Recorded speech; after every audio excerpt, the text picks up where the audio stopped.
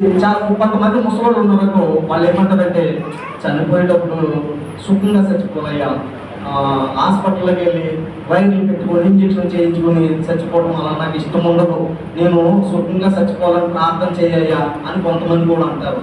మనము సుఖంగా చచ్చిపోవాలా, కష్టపడి చచ్చిపోవాలా అన్నది దేవుని ప్రణాళికని బట్టి ఉంటుంది. అది మనం పుట్టేటప్పుడు దేవుడిని అడిగి ప్రభు నాకు పొడుగుగా పుట్టేలా చెయ్యి, ఎర్రగా పుట్టేలా చెయ్యి, నల్లగా పుట్టేలా చెయ్యి దేవుడిని అడిగొచ్చాము మనము, రాలేదు. మరి చనిపోయేటప్పుడు నేను సుఖంగా చనిపోను ప్రభా, నేను హాస్పిటల్కి వెళ్ళకూడదు, ఎవరిని ఇబ్బంది పెట్టకూడదు, సెలవులు పెట్టుకోకూడదు, ఇంజక్షన్ పెట్టుకోకూడదు, సుఖమైన స్వామి ప్రభు దేవుడిని ఏ రీతిగా అడుగుతావు?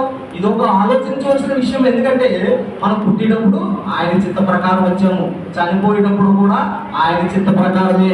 ఆయన ఎప్పుడు చనిపోవాలని మనకు నిర్ణయించి డేట్ రాశాడు, అది మాత్రం ఖచ్చితం, అది జరుగుతుంది కంపల్సరీ. ఎందుకంటే మన ఆలోచనలన్నీ వ్యర్థము. మనము మన శరీరము, మన జీవితము సమస్తము ఆయనకి మనం సరెండర్ అయిపోవాలి. ఎప్పుడైతే మనం దేవుని సరెండర్ అవుతున్నాము అనుకో, మనకి ఆలోచించిన చూడు చెల్లి చెప్పింది, ప్రభువా నా జీవితంలో మంచిగా చేశాడు, నేను అడిగిన వాళ్ళు ఎవరు ఇవ్వకపోయినా వాళ్ళే ఫోన్లు చేసి నాకు పైసలు ఇచ్చారు అంటే ఆమె హృదయ ఆలోచన ప్రభువుని గ్రహించారు. ఆమె ప్రణాళిక దేవుని చిత్తంలో ఉన్నది, ఆమె అక్కడికి వెళ్ళాలని దేవుని ఆలోచనలో లిఖితమై ఉన్నది. కాబట్టి అణువణువు ఆమెకి సమకూడినది.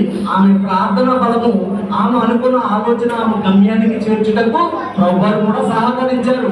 దేవుని సహకారం లేనిదే ప్రభు చూడండి, నా చిత్తం లేనిదే మీరు కూడా అడుగు తీసి అడుగేయలేరు. మనం అనుకుంటాం, ఉదాహరణ చూడండి, మనం రోడ్డు అంటే వెళ్తున్నాం అనుకో, ఒక ఆటో కానీ ఏదన్నా మనం క్రాస్ చేసి వెళ్ళంటే వాళ్ళు కొంతమంది అంటారు, నా తెలివితేటలను బట్టి నేను జస్ట్ మిస్ అయ్యాను, లేదంటే ప్రాబ్లం.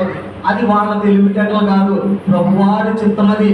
దేవుడు నీకు ఆయుసు కనిపిస్తే లారీ కింద నుండే టైర్ కింద నుండే వెళ్ళిపోయినా నీ ప్రాణము పోదు. కాబట్టి ఆయన ఏమంటున్నారంటే దేవుని చిత్తానికి మనము అర్హులమై ఉండాలి, దేవుని చిత్తానికి మనము లొంగిపోవాలి, దేవునికి సరెండర్ అవ్వాలి. ప్రభువు ఏమన్నారంటే నా నీతిని నా రాజ్యాన్ని వెతకండి. ఆ రెండు అన్న తర్వాత ఇంకొక మాట కూడా అన్నారు, మీరు జీవించు కాలం అంతయు నాకు నమ్మకస్తులే జీవించండి.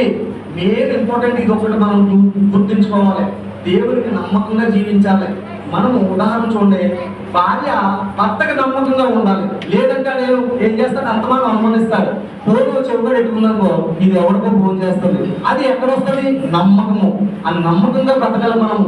నమ్మకం ఇప్పుడు భార్య భర్త, తండ్రి కొడుకు, తల్లి కూతురు, వీళ్ళ మధ్య నమ్మకం అన్నది లేకపోతే ప్రేమ సిగిరించదు. ఈ నమ్మకానికి ఈ ప్రేమకు ఇట్లకి లింక్ ఉంటుంది. ఎందుకంటే నమ్మకం ఉన్న చోట అనుమానం ఉండదు, అనుమానం ఉన్న చోట నమ్మకం ఉండదు. ఈ రెండు కలిసి ఉండాలంటే ఇది ప్లస్ మైనస్ కింద ఉంటుంది అన్నమాట. ఉదాహరణ కరెంటు ప్లస్ మైనస్ కలిపితే ఏమవుతుంది? మంటలు వస్తాయి. అదే రీతిగా మనము